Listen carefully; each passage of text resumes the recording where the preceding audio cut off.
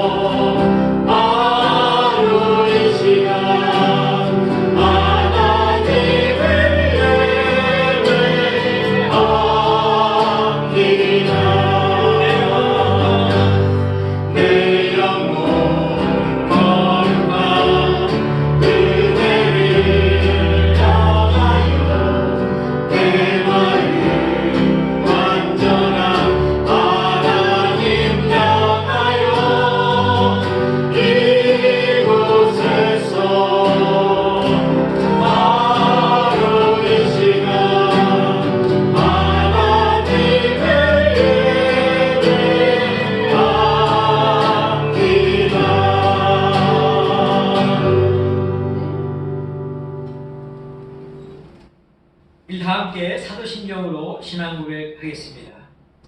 나는 전능하신 아버지 하나님 천지의 창조주를 믿습니다. 나는 그의 유일하신 아들 우리 주 예수 그리스도를 믿습니다.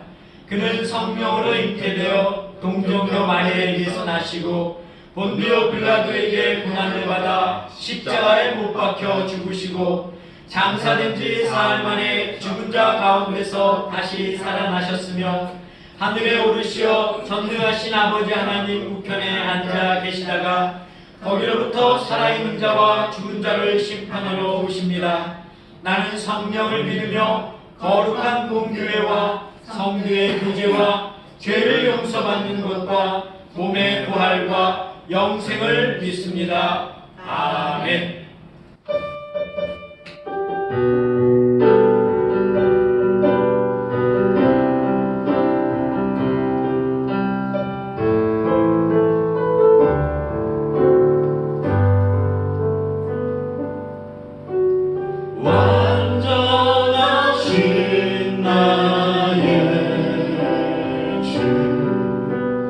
의의 길로 나 인도하사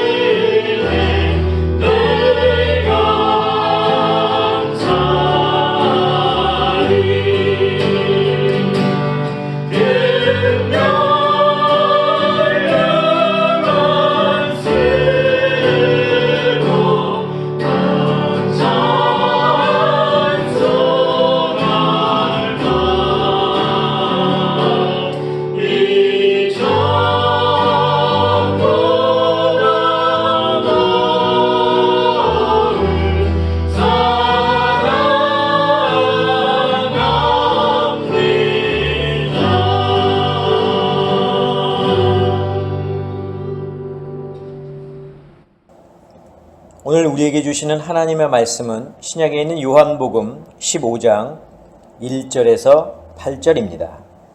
제가 봉독하겠습니다. 나는 참 포도나무요 내 아버지는 농부라. 물은 내게 붙어 있어 열매를 맺지 아니하는 가지는 아버지께서 그것을 제거해 버리시고 무릇 열매를 맺는 가지는 더 열매를 맺게 하려 하여 그것을 깨끗하게 하시느니라. 너희는 내가 일러준 말로 이미 깨끗하여졌으니 내 안에 거하라. 나도 너희 안에 거하리라. 가지가 포도나무에 붙어 있지 아니하면 스스로 열매를 맺을 수 없음같이 너희도 내 안에 있지 아니하면 그러하리라. 나는 포도나무요 너희는 가지라. 그가 내 안에 내가 그 안에 거하면 사람이 열매를 많이 맺나니 나를 떠나서는 너희가 아무것도 할 수 없음이라. 사람이 내 안에 거하지 아니하면 가지처럼 밖에 버려져 마르나니 사람들이 그것을 모아다가 불에 던져 사르느니라. 너희가 내 안에 거하고 내 말이 너희 안에 거하면 무엇이든지 원하는 대로 구하라. 그리하면 이루리라. 너희가 열매를 많이 맺으면 내 아버지께서 영광을 받으실 것이요 너희는 내 제자가 되리라. 아멘. 기도하겠습니다. 사랑의 아버지 하나님 감사합니다. 오늘도 이 귀한 날, 복된 날을 저에게 허락하시고 우리가 온전히 주님 앞에 나올 수 있도록 저희들을 인도하여 주신 은혜를 감사합니다. 주님 오늘도 말씀으로 저희를 정결케 하여 주시옵고 말씀으로 은혜 받는 시간이 될 수 있도록 주님 이 시간을 주장하여 주시옵소서. 예수 그리스도의 이름으로 기도하옵나이다. 아멘. 어느덧 5월 첫째 주가 되었습니다. 이 5월 달, 한 달, 우리가 이제 가정의 달로 여기는데, 이 한 달 동안 여러분들, 가정에 대한 소중함, 여러분들이 잘 또, 기억하시고, 우리가 이 한 달도 주님 안에서 귀한 가정을 우리가 만들어가는 귀한 저와 여러분들 모두가 되실 수 있기를 간절히 바랍니다. 자, 5월을 우리가 이제 가정의 달이라고 이야기를 하죠. 그래서 보통 이제 한국에서는 이 5월 달에 이제 어린이 주일 또 어버이 주일 이렇게 있습니다. 미국에서는 또 Mother's Day, 또 6월 달에 가서는 또 Father's Day가 있기는 한데, 이렇게 이 5월 달, 가정의 달을 우리가 이제 소중히 생각하고 이것을 정말 잘 지키는 그런 또 우리가 한 달로 여겨야 하겠습니다. 가정은 창세기에서도 기록하고 있듯이 한 남자와 한 여자가 서로 연합하여 하나의 공동체를 이루는 것을 말합니다. 자, 하나님은 이 가정이라고 하는 공동체에 복을 더하여 주셨죠. 그리고 이 가정이라고 하는 것이 생육하고 또 번성하고 땅에 충만하라고 말씀하셨습니다. 그렇기 때문에 이 가정은 소중히 지키고 잘 관리해야 하는 정말 중요한 그런 공동체입니다. 그런데 이 세대를 보면 가정을 지키지 못하고 또 관리하지 못하는데 더 나아가서는 하나님께서 말씀하신 이 가정을 파괴하려고 하는 그런 사람들, 무리들이 또 있습니다. 부부간의 문제로 인해서 이혼을 하는 가정들이 늘어나고 그 속에서 아이들은 상처를 받게 되고 상처받은 아이들은 성장하면서 부모가 겪어왔던 그 전철을 똑같이 밟게 되는 그런 일들이 이 시대에 지금 일어나고 있습니다. 또한 언론에서는 발표하지 않아서 그렇지 가정 내의 폭력 사건도 사회의 커다란 문제로 대두가 되고 있습니다.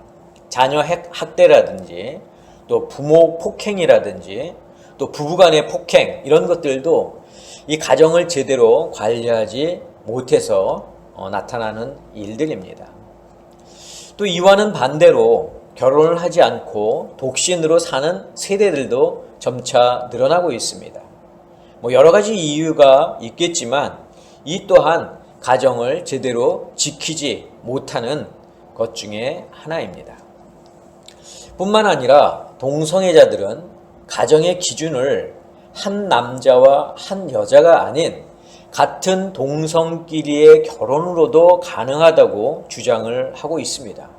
그래서 이미 또 여러 나라에서 이 동성 결혼을 합법화하지 않았습니까?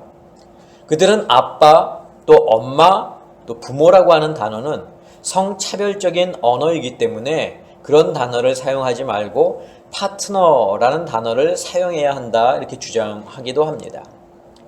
게다가 동성애자들이 아이들을 입양해서 키우게 되면 그 아이들이 어려서부터 보는 것이 다 동성애죠.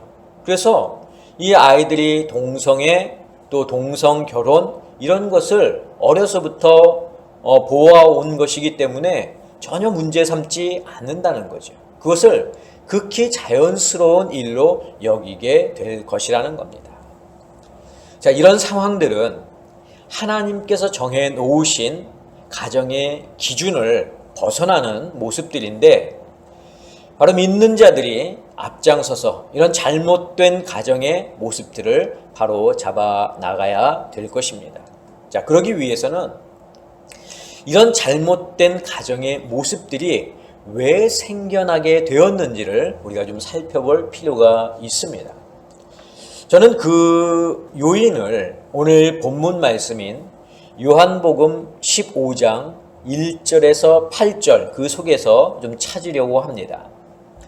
오늘 우리가 함께 읽은 이 요한복음의 말씀은 너무나도 잘 아는 말씀입니다. 예수님은 이 본문 속에서 당신을 참 포도나무로, 그리고 하나님을 농부로 비유하고 있습니다. 그리고 사람들을 포도나무 가지에 비유하고 있습니다. 자, 포도나무 가지가 포도, 즉 열매를 맺기 위해서는 1차적으로 그 포도나무에 붙어 있어야 합니다. 아무리 풍성한 잎을 지닌 가지라 할지라도, 또 굵고 튼튼한 가지라 할지라도 그 가지가 포도나무에 붙어 있지 않으면 결코 열매를 맺을 수 없습니다. 자, 4절 말씀을 제가 읽어드리겠습니다. 내 안에 거하라, 나도 너희 안에 거하리라. 가지가 포도나무에 붙어 있지 아니하면 스스로 열매를 맺을 수 없음같이 너희도 내 안에 있지 아니하면 그러하리라. 자, 그런데 나무에 붙어 있지 못한 가지의 문제는 열매를 맺지 못하는 데서 끝나는 것이 아니죠. 자, 나무에서 떨어져 나간 가지는 처음에는 싱싱해 보이고 살아있는 듯 보여도 시간이 지날수록 어떻게 됩니까? 서서히 죽어가게 된다는 겁니다. 그러니까 열매를 맺지 못하는 것은 둘째 치고라도 그 가지는 어떻게 되느냐? 죽어간다는 거예요. 자, 6절을 제가 읽어드리겠습니다. 사람이 내 안에 거하지 아니하면 가지처럼 밖에 버려져 마르나니 사람들이 그것을 모아다가 불에 던져 사르느니라. 자, 이처럼 가지는 열매를 맺기 위해서 반드시 나무에 붙어 있어야 합니다. 그래서 예수님이 오늘 본문 5절에서 이렇게 말씀하셨습니다. 나는 포도나무요 너희는 가지라. 그가 내 안에 내가 그 안에 거하면 사람이 열매를 많이 맺나니. 하지만 이 가지가 나무에 붙어 있다고 해서 꼭 열매를 맺는 것은 아닙니다. 나무에 붙어 있다 하더라도 나무로부터 오는 그 영양분을 제대로 공급받지 않으면 그 가지는 어떻습니까? 열매를 제대로 맺을 수가 없습니다. 그래서 예수님이 2절에 이렇게 말씀을 하셨습니다. 물은 내게 붙어 있어 열매를 맺지 아니하는 가지는 아버지께서 그것을 제거해 버리시고. 자, 반면에 열매를 잘 맺는 가지는 어떻게 하신다고 하셨나요? 더 많은 열매를 잘 맺을 수 있도록 농부가 그 가지를 다듬을 것이다, 이렇게 말씀하고 있습니다. 자, 그렇다면 예수님이 말씀하시는 열매, 즉 포도는 과연 무엇을 의미하는 것일까? 여러분들 혹시 생각해 보셨습니까? 포도 열매를 맺는다는 것은 어떤 것을 두고 하시는 말씀인 것일까? 한번 여러분들이 좀 생각해 보시기를 바랍니다. 우리가 이 문제를 풀기 위해서는 성경의 다른 곳을 한 군데 살펴볼 필요가 있습니다. 바로 어디냐면 요한 1서 4장 7절에서 21절입니다. 이 말씀을 다 읽으면 좋겠지만 좀 길기 때문에 시간이 걸리니까 제가 7절에서 11절까지만 읽어드리겠습니다. 여러분들 이 요한 1서 4장 7절에서 11절까지의 말씀을 제가 읽어드릴 때 한번 잘 묵상해 보시기 바랍니다. 사랑하는 자들아, 우리가 서로 사랑하자. 사랑은 하나님께 속한 것이니 사랑하는 자마다 하나님으로부터 나서 하나님을 알고 사랑하지 아니하는 자는 하나님을 알지 못하나니 이는 하나님은 사랑이심이라. 하나님의 사랑이 우리에게 이렇게 나타난 바 되었으니 하나님이 자기의 독생자를 세상에 보내심은 그로 말미암아 우리를 살리려 하심이라. 사랑은 여기 있으니 우리가 하나님을 사랑한 것이 아니요 하나님이 우리를 사랑하사 우리 죄를 속하기 위하여 화목제물로 그 아들을 보내셨습니다. 사랑하는 자들아, 하나님이 이같이 우리를 사랑하셨은즉 우리도 서로 사랑하는 것이 마땅하도다. 여러분, 지금 이 요한 1서에서 말씀하고 또 강조하는 것이 무엇입니까? 바로 사랑입니다. 하나님은 사랑이시다. 사랑은 하나님께 속하였다. 하나님의 사랑이 우리에게 나타난 바 되었다. 하나님이 우리를 사랑하신 것 같이 우리도 서로 사랑하는 것이 마땅하다. 자, 이것이 바로 요한 1서 4장의 핵심입니다. 여러분도 아시겠지만 이 사도 요한에게는 별명이 하나 있습니다. 바로 무엇입니까? 사랑의 사도라는 그런 별명이죠. 사랑의 사도. 여러분, 요한은 성경에 보면 총 5권의 성경을 기록하였는데 그 중에서 요한 1서, 2서, 3서에서 사랑을 강조하고 있습니다. 즉, 사랑은 그리스도인들이 갖추어야 할 덕목이 아니라 신앙의 진리요 계명의 핵심임을 지금 요한은 이 요한 1서, 2서, 3서에서 강조하고 있다는 겁니다. 사도 요한이 처음부터 사랑의 사도로 불린 것은 아닙니다. 그가 예수님의 제자가 되었던 그 초기에만 하더라도 이 사도 요한은 의욕적이고 열정적인 성격의 소유자였습니다. 이건 이제 좋게 말한 거고, 조금 안 좋게 이야기하면 성격이 불같았다 이렇게 말할 수 있습니다. 누가복음 9장에 보면 요한은 복음을 배척하는 사마리아 사람들에게 하늘에서 불을 내려 멸망시키자는 제안을 예수님께 합니다. 또 마태복음 20장에서는 어머니에게 부탁해서 예수님께서 예루살렘에 들어가 왕이 되실 때 그 오른편 자리를 달라고 부탁까지 한 것으로 보아서 요한의 성격이 대충 어떤지 우리가 짐작해 볼 수가 있습니다. 그래서 예수님은 이런 요한에게 보아너게, 즉 우레의 아들이라고 하는 그런 별명을 붙여주셨습니다. 그러나 예수님의 제자로 점점 무르익어 갈 때 요한은 조금씩 사랑의 사도가 되어가고 있었습니다. 예수님이 십자가에 달리셨을 때 다른 제자들은 예수님을 부인하고 모두 도망갔지만 요한만큼은 끝까지 십자가에 달리신 그 예수님 곁에 있었습니다. 십자가에 달리신 예수님은 당신의 어머니 마리아에게 요한을 가리키면서 이렇게 말씀하시죠. 당신의 아들이라고. 그리고 요한에게는 마리아를 가리켜서 내 어머니다 이렇게 말씀을 하셨습니다. 그래서 요한은 예수님의 말씀대로 평생을 예수님의 어머니인 그 마리아를 자신의 어머니로 섬기며 살았습니다. 예수님의 십자가 사건 이후로 요한은 사랑에 대해서 선포하기 시작했고, 그리고 요한 1, 2, 3서에서 그 사랑을 증거하고 있습니다.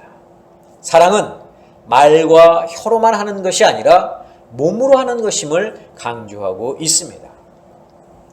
자, 이런 요한의 생각을 가지고 요한 1서 4장 7절에서 21절을 읽으면은 바로 이 말씀이 오늘의 본문 말씀 속에 나오는 열매가 무엇인가를 푸는 중요한 열쇠가 된다는 겁니다.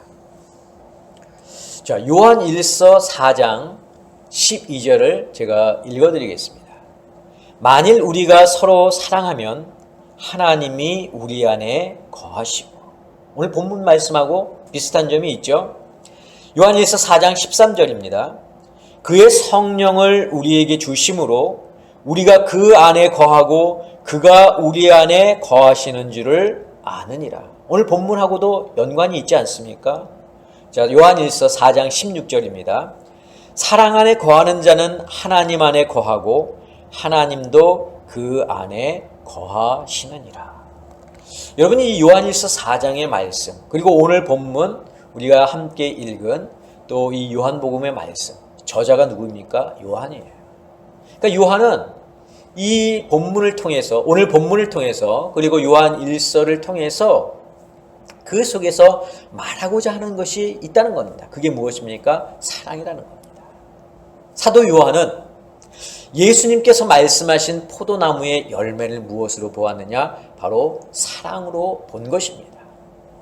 우리 성도들이 예수님 안에 거하면서 맺어야 할 열매, 그것은 바로 사랑인 것을 이 사도 요한은 강조하고 있습니다. 자, 우리는 포도나무가 되시는 예수님께 붙어있지 못하면 사랑의 열매를 맺을 수가 없습니다. 예수님께 붙어있다 하더라도 사랑의 열매를 맺지 못하면 그 가지는 제하여져 불 속에 들어갈 것입니다. 자, 앞에서도 언급한 것처럼 사랑은 그리스도인의 덕목 가운데 하나가 아니라 신앙의 진리이자 계명의 핵심입니다. 그래서 성도들은 이 사랑이라고 하는 것을 반드시 행해야 하는 겁니다. 왜냐하면 하나님은 사랑이시기 때문입니다. 자, 그런데 이 세대는 어떻습니까? 이 세대는 사랑이 결여되어 있습니다. 내가 좋아하는 것만 사랑하고 내가 싫어하는 것은 사랑하지 않습니다. 그리스도인들조차도 기독교라는 이름 하에 사랑을 묵살하는 경우가 많이 있습니다. 선한 사마리아인의 비유만 보더라도 우리가 잘 알 수 있습니다. 뿐만 아니라 사랑의 부족은 참고 인내하고 용서하는 마음을 잃어버리게 만듭니다. 사랑의 결핍은 이기심, 독선을 부추깁니다. 이것이 바로 포도나무에서 떨어져 나간 가지의 모습이고 가지가 열매를 맺지 못하는 요인입니다. 자, 하지만 우리는 하나님과 예수님을 통해서 진정한 사랑이 무엇인지를 알 수 있습니다. 요한 1서 4장 10절을 제가 다시 읽어드리겠습니다. 사랑은 여기 있으니 우리가 하나님을 사랑한 것이 아니요 하나님이 우리를 사랑하사 우리 죄를 속하기 위하여 화목 제물로 그 아들을 보내셨습니다. 사랑은 바로 자기 희생입니다. 자기의 희생 없이는 진정한 사랑이 나타날 수가 없습니다. 하나님이 당신의 독생자를 보내신 것도 예수님이 우리의 죄를 대신해서 십자가에 달리신 것도 바로 우리를 사랑하시기 때문입니다. 그 사랑이 자기 희생의 결과로 나타난 것입니다. 그렇다면 우리 안에 있는 사랑의 결핍을 해결할 수 있는 방법이 무엇이겠습니까? 그것은 바로 가지가 포도나무에 붙어 있듯 예수 그리스도 안에 거하는 방법밖에는 없습니다. 그리스도 안에 거하는 척 하는 것이 아니라 온전히 그리스도 안에 거해야 한다는 것입니다. 우리는 지금 사랑이 결여된 그런 세상 속에 살아가고 있습니다. 우리 주위에 사랑이 결여된 가정이 너무나도 많이 있습니다. 이런 문제를 해결하기 위해서 바로 우리 그리스도인들이 앞장서야 합니다. 우리 그리스도인들이 사랑을 실천해야 합니다. 그것이 바로 열매를 맺는 것입니다. 사랑하는 성도 여러분, 우리가 하나님께 속한 자임을 잊지 마시기를 바랍니다. 우리가 하나님의 사랑을 받은 자들임을 여러분들 잊지 마시기 바랍니다. 그래서 하나님이 우리를 사랑하신 것처럼 우리도 서로를 사랑할 수 있는 그런 성도들이 되어서 우리 가정뿐만이 아니라 이 사회와 이 세상이 온전한 하나님의 나라가 될 수 있도록 기도하며 애쓰는 저희들 모두가 될 수 있기를 주님의 이름으로 간절히 축원합니다. 기도하겠습니다. 사랑의 아버지 하나님, 이 5월 가정의 달을 저희들이 맞이했지만